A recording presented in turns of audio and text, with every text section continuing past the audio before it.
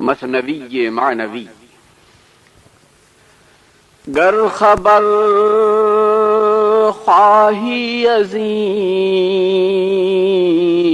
دیگر خروج،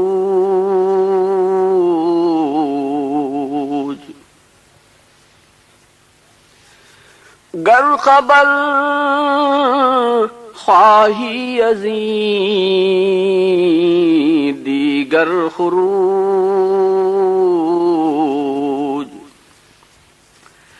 سورہ برخاں والسماء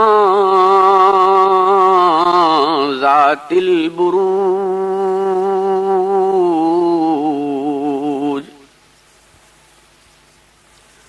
اندرا اسرار ابراہیم بھی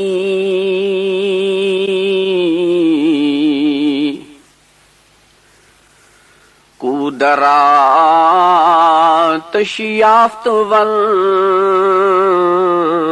و یاسمین،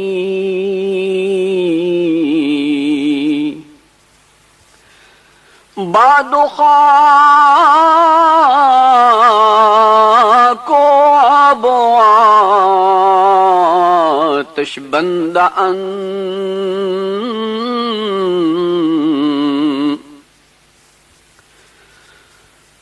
بامنو تو مردہ با حق زندہ اند.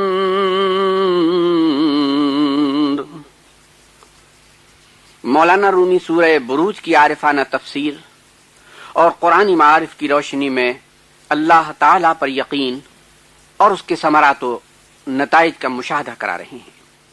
کتب حدیث میں ایک قصہ بیان کیا گیا ہے جس کا خلاصہ یہ ہے کہ ایک یہودی بادشاہ جو بت پرست بھی تھا، ان عیسائیوں پر جو اپنے مذہب پر سچائی کے ساتھ قائم تھے بڑے ظلم ڈھاتا تھا. اس کے دور میں ساحروں کا بڑا زور تھا. اس کا ایک جادوگر اس کا دست راست تھا. وہ بوڑھا ہونے لگا تو اس نے ایک یتیم لڑکے کو شاگرد بنا لیا. یہ لڑکا اپنے گھر سے جادو سیکھنے استاد کے پاس جایا کرتا تھا. اس نے ایک روز راستے میں ایک عیسائی عالم راہب کو نماز پڑھتے دیکھا. اس کو عبادت کا طریقہ بہت پسند آیا. وہ راہب کے ہاتھ پر ایمان لے آیا اور پوشیدہ طور پر راہب کے ساتھ عبادت بھی کرتا اور ساحر کے پاس بھی جاتا رہتا تھا. عبادت و ریاضت سے ایمان کی روشنی میں اضافہ ہو رہا تھا. اللہ نے اس کو ولایت کا درجہ عطا کر دیا. اس سے کرامتوں کا ظہور ہونے لگا. اس کی دعا سے بیمار شفا یاب، نابینا بینا اور کوڑھی تندرست ہو جاتے تھے. یہودی بادشاہ کا ایک وزیر اندھا ہو گیا تھا. اس نے اس لڑکے کا شہرہ سنا تو اس کے پاس پہنچا اور کہا، تو نے سحر میں بڑا کمال حاصل کر لیا ہے، تو نابیناؤں کو بینا کر دیتا ہے. لڑکے نے کہا، نہ میں کسی کو بینا کر سکتا ہوں نہ سحر کوئی چیز ہے. مجھے ایمان کی برکت سے اللہ نے یہ کرامت عطا فرمائی ہے. اگر تو مومن ہو جائے تو میں تیرے لیے دعا کروں گا. وزیر لڑکے کے ہاتھ پر ایمان لے آیا. لڑکے نے دعا کی، اس کی آنکھیں روشن ہو گئیں. وہ دوسرے روز دربار میں حاضر ہوا تو بادشاہ نے دریافت کیا، تیری آنکھیں بینا کیسے ہو گئیں؟ وزیر نے کہا، اللہ کے حکم سے. بادشاہ جواب سن کر حیران ہو گیا. کہنے لگا، سچ بتا، کیا تو نے دین اسلام اختیار کر لیا اور اپنے دین سے پھر گیا؟ تجھے یہ تعلیم کس نے دی ہے؟ وزیر نے بھید چھپانا چاہا لیکن ظاہر کرنا پڑا. بادشاہ نے راہب اور اس لڑکے کو گرفتار کر لیا جس کی دعوت پر وزیر مسلمان ہوا تھا. سرے دربار راہب کو حکم دیا کہ وہ بت کو سجدہ کرے. اگر اس کو زندگی مطلوب ہے تو اسلام سے دستبردار ہو جائے. راہب نے انکار کیا تو بادشاہ نے حکم دیا کہ اس کے جسم کو آرے سے چیر دیا جائے. یہی حال وزیر کا بھی ہوا اور اس نے بھی اللہ کے نام پر جان دے دی. لڑکے کی باری آئی تو عوام کی بغاوت کے باعث اس کو قتل نہ کیا اور خفیہ طور پر مروانے کی تدبیریں کی گئیں. لڑکے پر کوئی حربہ کارگر نہ ہوتا تھا. آخر اس مومن لڑکے نے خود کہا کہ اگر تو مجھے مارنا چاہتا ہے تو میں صرف اپنے رب کے نام پر جان دے سکتا ہوں. تو منظر عام پر ساری رعیت کو جمع کر لے اور سب کے سامنے میرے ترکش سے تیر لے کر مار کہ بسم اللہ برب الغلام. تو یہ جملہ کہے گا اور تیر مارے گا تو میں اللہ کے نام پر جان دے دوں گا. بادشاہ نے ایسا ہی کیا وہ شہید ہو گیا۔ سارا ملک پکار اٹھا، آمنا برب الغلام، آمنا برب الغلام، ہم اس لڑکے کے رب پر ایمان لاتے ہیں، ہم اس لڑکے کے رب پر ایمان لاتے ہیں۔ اب بادشاہ طاقت کے گھمنڈ میں غیظ و غضب میں بھر گیا، اس نے خندقیں کھدوا دی، ان میں آگ بھروا دی، وہ لوگوں کو گرفتار کرتا اور جو بت کو سجدہ کرتا اس کو زندہ رہنے دیتا اور جو انکار کرتا اس کو آگ میں ڈلوا دیتا۔ مولانا فرماتے ہیں یک زنے باطفلوا ورداں جہود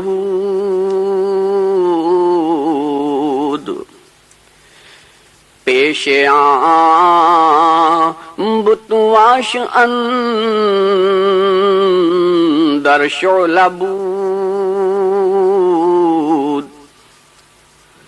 بودواں زن پاک دین مومنا سجدے آبت نہ کر داموقنا۔ ظالم ایک عورت کو گرفتار کر کے لایا، اس کی گود میں شیر خوار بچہ تھا۔ عورت کو حکم دیا کہ ایمان سے انکار کر، بت کو سجدہ کر، بصورت دیگر تیرے بچے کو آگ میں جھونک دیا جائے گا۔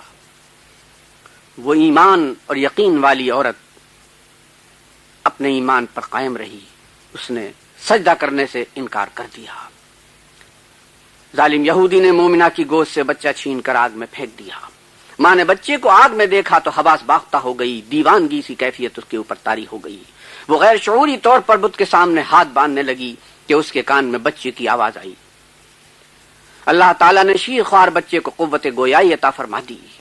بچہ آگ کے اندر ماں کو مخاطب کر کے کہہ رہا تھا، اے ماں، بت کو سجدہ نہ کرنا، میں زندہ ہوں، مجھے آگ نے نہیں جلایا، میری زندگی کا راز معلوم کرنا چاہتی ہے تو آگ میں آ جا اور اللہ کی قدرت کا تماشا دیکھ لے۔ مولانا اس موقع پر عارفانہ نکتہ بیان فرماتے ہیں، مادر بتہا بتے نفس شماست زاں کے بتو مارو وئی بت اژدہاست۔ بت کی اصل اور اس کی ماں تیرا نفس ہے، پتھر کا بت مثل سانپ اور تیرے نفس کا بت مثل اژدہا ہے۔ پتھر کے بت کو سجدہ کرنے والا کافر ہے، وہ دائرہ ایمان سے خارج ہو جاتا ہے، لیکن تو اس بت کو سجدے کرتا ہے جو تیرے باطن میں پوشیدہ ہے۔ تو نے اس کو خدا کے ہم پلہ قرار دے لیا ہے۔ خدا کی مرضیات تو ترک کر سکتا ہے لیکن خواہش نفس کو رد نہیں کر سکتا۔ بات بات پر ایمان کا سودا کر لیتا ہے۔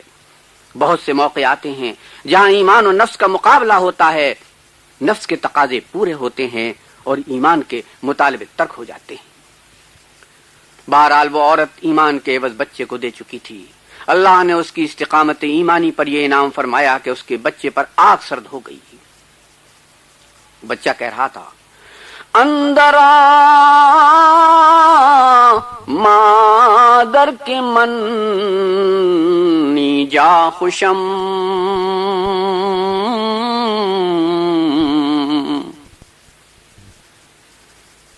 گرچہ در صورت میان آتشم، اندر آ اسرار ابراہیم بھی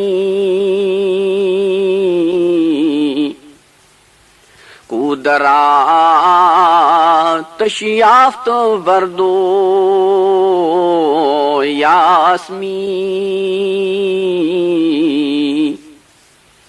اے ماں، اسرار ابراہیم کا مشاہدہ کر لے، آگ میں گلاب اور چمیلی کو کھلتا دیکھ لے۔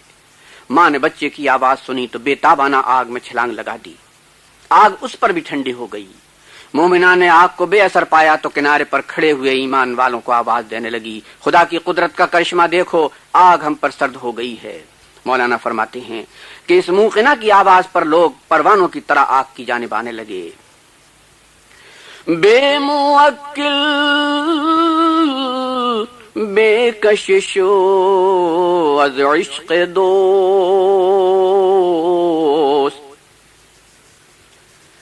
زاں کی شیریں کردن ہر تلخ دوست۔ لوگ بغیر موکل کے خود آگ میں گرنے کو تیار تھے، محبت حق نے تلخ کو شیریں بنا دیا تھا۔ محبت الہی اور لذت ایمانی وہ حلاوت ہے کہ جس کو نصیب ہو جائے وہ اس پر سب کچھ قربان کر دیتا ہے، وہ جان و مال دیتا ہے، ایمان نہیں دیتا۔ حدیث میں آتا ہے ذاق طعم الایمان من رضی باللہ ربا وبالاسلام دینا وبمحمد رسولا۔ وہ مومن ایمان کی حلاوت سے آگاہ ہوا جو اللہ کے رب ہونے اور اسلام کے دین ہونے اور محمد صلی اللہ علیہ وسلم کے رسول ہونے پر راضی ہو گیا۔ تصوف 3 باتوں کا نام ہے: جاننا، پہچاننا اور ماننا، علم حاصل کرنا، عبادت سے مقام معرفت پانا اور خود کو سپرد کر دینا۔ حضرت مولانا رومی دین پر قربانی کی دعوت دیتے ہوئے ایک عارفانہ نقطہ ارشاد فرماتے ہیں کہ دنیاوی زندگی دین کے بغیر عذاب ہے۔ خدا پر یقین نہ ہو تو دنیا پر یقین کرنا پڑتا ہے، اور دنیا ہر مقام پر بے چینی اور عذاب بن کر آدمی کو خوفزدہ کر دیتی ہے، یا نفسانی خواہشات کے گہرے سمندر میں ڈبو کر کام تمام کر ڈالتی ہے۔ مولانا رومی خندق کے واقعے میں خدا کی قدرت اور کائنات پر تصرف کی حقیقت بتا رہے ہیں کہ دنیا میں رنج و غم کی پناہ خدا پر یقین ہے۔ جب تو غم محسوس کرے تو اللہ سے بخشش کی التجا کر کہ غم بھی خدا کے حکم سے غمگین کرتا ہے۔ اللہ چاہے تو غم ہی خوشی بن جاتا ہے۔ کائنات کی ہر شے اللہ کی فرما برداری میں مصروف ہے۔ خدا حکم کرے تو وہ آگ ٹھنڈی ہو جائے، پانی کو حکم دے تو وہ رک جائے، ہوا کو حکم دے تو وہ پہاڑوں کو اکھاڑ کر لے جائے۔ حضرت موسیٰ علیہ السلام کے لیے سمندر کا پانی روک دیا گیا، حضرت ابراہیم خلیل اللہ پر آگ کو گلزار بنا دیا گیا، اس لیے کہ کائنات کا ذرہ ذرہ اللہ کا مطیع و فرما بردار اور اس کا بندہ ہے۔ فرماتے ہیں باد و خاک و آب و آتش بندہ ان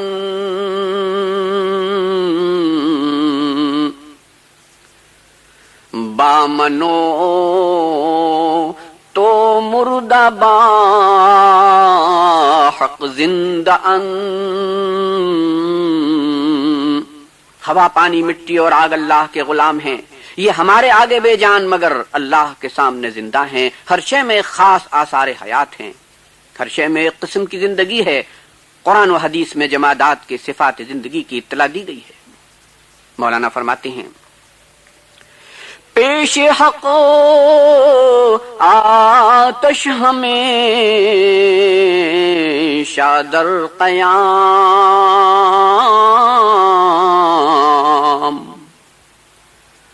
ہم چو عاشق روز و شب بے جام مدام۔ حق تعالی کے حضور میں آگ ہمیشہ رات دن عاشق بے جان کی طرح اطاعت کے لیے کھڑی ہے۔ آہنو سنگ از ستم برہم مزن،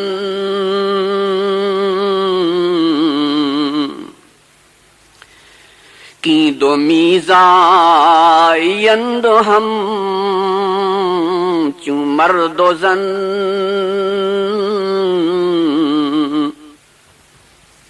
مولانا بڑی عمدہ بات فرما رہے ہیں۔ فرماتے ہیں کہ ظلم و ستم کے لوہے اور پتھر کو ایک دوسرے سے نہ ٹکراؤ، یہ دونوں مرد و زن کی طرح باہم مل کر بچہ جنتے ہیں۔ ظلم و ستم کا راستہ اختیار نہ کر، اس سے برے نتائج برآمد ہوتے ہیں۔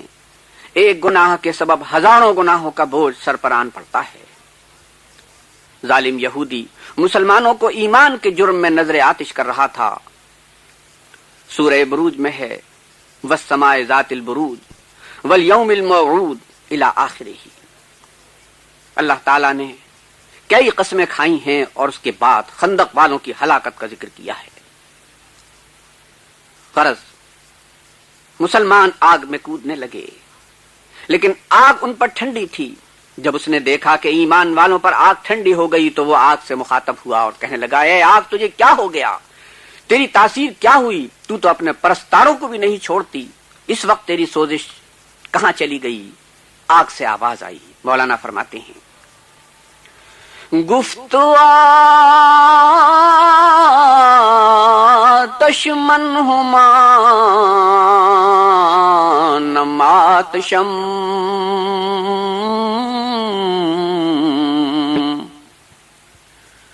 اندرا تا تو ببینی تابشم۔ آگ کہنے لگی، میں آگ ہوں، میری حرارت کم نہیں ہوئی، تو آزمائش چاہتا ہے تو آگ میں آ کر دیکھ لے میں تجھے جلاتی ہوں یا نہیں۔ تب من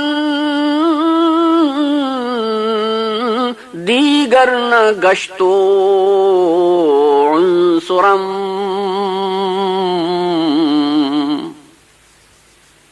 تیغ حقم ہم بدستوری برم۔ میری طبیعت اور اصل نہیں بدلی، میں خدائی تلوار ہوں، میں اجازت سے کاٹتی ہوں۔ مؤثر حقیقی اللہ کی ذات ہے، کائنات کی اشیاء میں فی نفس ہی کوئی اثر نہیں، ہر شے بے اثر ہے۔ اللہ تعالیٰ ہر آن ہر شے کو تاثیر عطا فرماتا ہے۔ حضرت مجدد الفسانی رحمت اللہ علیہ فرماتے ہیں کہ آدمی کے حواس خمسہ بھی مثل جماد ہیں۔ آدمی جب دیکھنا چاہتا، سننا چاہتا، بولنا چاہتا ہے تو اللہ تعالیٰ اسی وقت اس میں قوت عطا فرما دیتا ہے، وہ دیکھنے لگتا ہے، سننے لگتا ہے۔ آدمی کے بہت سے اجزاء حکم الہی سے کام کر رہے ہیں، اگر اللہ اپنا حکم واپس لے لے تو آدمی مثل جماد خاک ہو کر رہ جائے۔ مولانا فرماتے ہیں، جس طرح حصی آگ مقتولان حق کو نہیں جلاتی، اسی طرح خواہش کی مانوی آگ بھی دین والوں کو نہیں جلاتی، وہ بے دینوں کو قعر زمین میں پہنچا کر چھوڑتی ہے۔ یہودی ظالم نے آگ کی صدا سن کر ایمان والوں پر ظلم و ستم تیز کر دیا۔ جب ظلم کی انتہا ہو جاتی ہے تو ظالم اپنی آگ میں جل کر خود خاک ہو جاتا ہے۔ آواز آئی، بانگ آمد کار چوں جا رسید،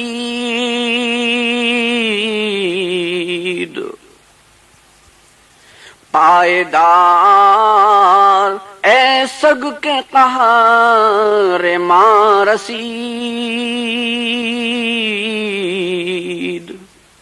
مولانا فرماتے ہیں کہ جب یہاں تک نوبت پہنچی تو غیب سے آواز آئی، او کتے کھڑا ہو جا، ہمارا قہر آ پہنچا۔ بعد ازاں آتش چہل گز بر فروخت،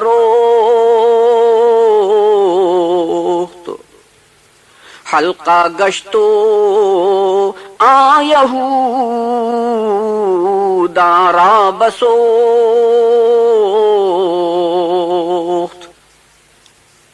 اس کے بعد آگ 40 گز بلند بھڑک اٹھی اور حلقہ بن کر ان یہودیوں کو جلا کر خاک کر دیا۔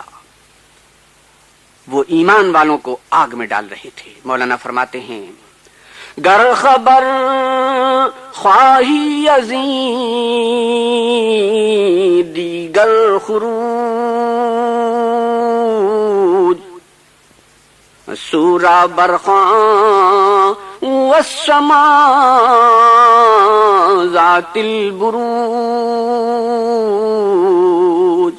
اگر تو دوسرے ظلم و ستم کی خبر سننا چاہتا ہے تو سورہ والسماء ذات البروج کی تلاوت کر لے۔ قرآن پاک میں ہے، والسماء ذات البروج والیوم الموعود وشاہد ومشہود، قتل اصحاب الاخدود النار ذات الوقود، اذ هم علیہا قعود وهم علی ما یفعلون بالمؤمنین شہود، وما نقموا منهم الا ان یؤمنوا باللہ العزیز الحمید الذی لہ ملک السماوات والارض۔ قسم ہے برجوں والے آسمان اور قیامت کے دن اور شاہد و مشہود کی کہ خندقوں والے ہلاک کر دیے گئے۔ وہ بھڑکتی آگ کے کنارے مومنوں کو ظلم و ستم کا نشانہ بنتے ہوئے دیکھ رہے تھے۔ مومنوں کا قصور یہ تھا کہ وہ اللہ غالب حمد والے آسمان و زمین کے خالق پر یقین رکھتے تھے۔ اللہ نے ان کی مدد فرمائی، ظالم کو اسی کی جلائی ہوئی آگ میں جلا کر خاک کر دیا۔ ظالم کو پہلے دنیا میں ظلم کا نتیجہ مل جاتا ہے اور آخرت میں تو وہ ہمیشہ ہمیشہ کی آگ میں جلتا رہے گا۔ وآخر دعوانا ان الحمد للہ رب العالمین۔